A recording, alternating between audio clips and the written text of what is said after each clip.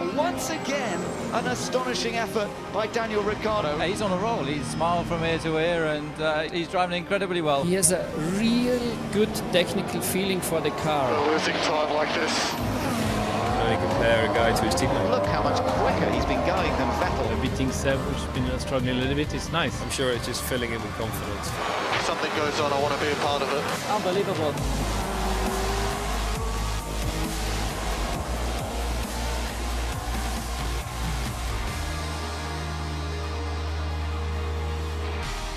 A lot of people have been surprised with how well that you've performed, I suppose, against Sebastian, but just generally, have you surprised yourself at all, or did you always have this sort of knowledge and expectation?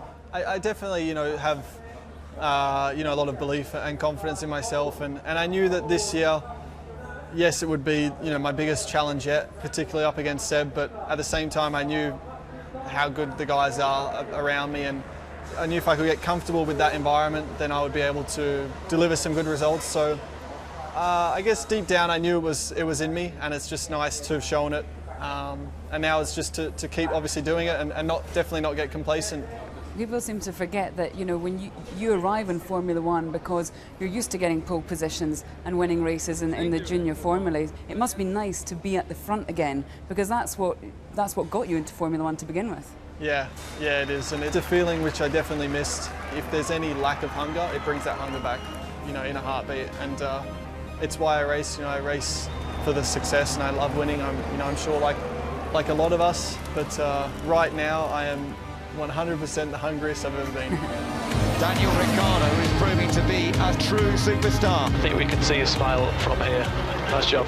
How are you dealing with the pressures of being in the press and being recognised, and your status has gone up?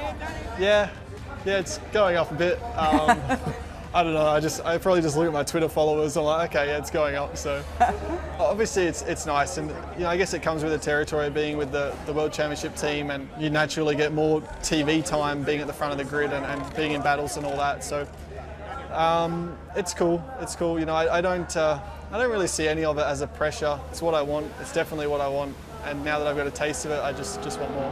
What's pleased you most about your performance so far this season? I think it's things that I all knew, like I knew I had them in me, but it was just nice to prove it to myself. Like the starts, the first laps, they're always so critical, and if you get off the line well or make a good first lap, it can really set up the race for you. And we came out in Melbourne and Malaysia, sort of the first two, where I was making a move in the first turn or second turn, and it's probably a point where a lot of guys are, oh wow, this kid's not afraid or whatever, and I knew I wasn't afraid, but it's nice just to know that you do have what it takes to be up there, and you belong here, and it's that sense of belonging, I guess, which is nice. Every journalist always asked you about measuring yourself against Sebastian Vettel, but in actual fact, especially in qualifying, you've been outperforming him.